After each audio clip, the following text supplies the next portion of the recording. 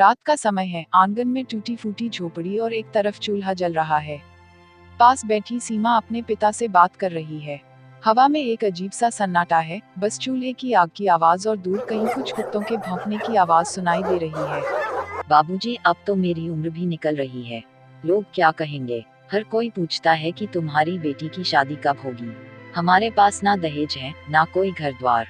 कौन करेगा मुझसे शादी? बिटिया, ये गरीब का जीवन भी अजीब है। जितनी मेहनत करो सब फिसल जाता है।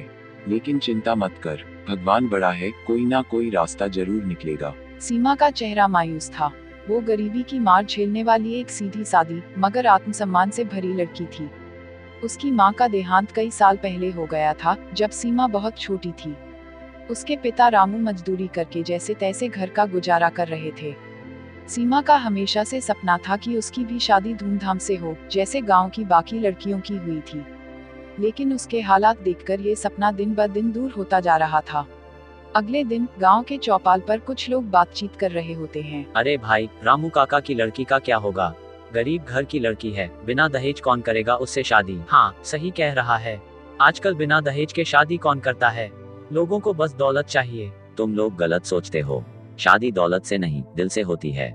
लड़की का चरित्र और संस्कार सबसे बड़ी दौलत है। कोई अच्छा लड़का जरूर मिलेगा। कुछ ही दिनों बाद गांव में एक नया लड़का आया।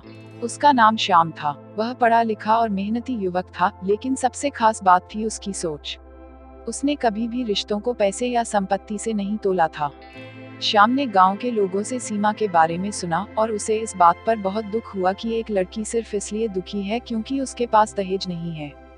श्याम अपने दोस्तों के साथ चौपाल पर बात कर रहा होता है। तुम लोग दहेज क्यों मांगते हो?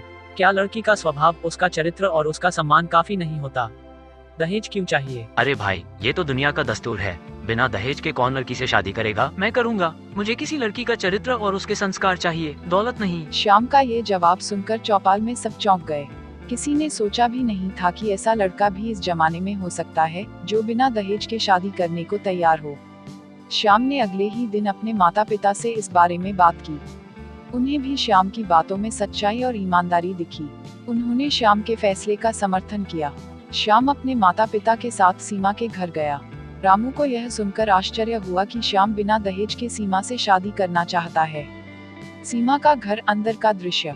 श्याम और उसके माता पिता बैठे हैं। बेटा, तुम बिना दहेज के शादी करोगे? आजकल कौन ऐसा करता है?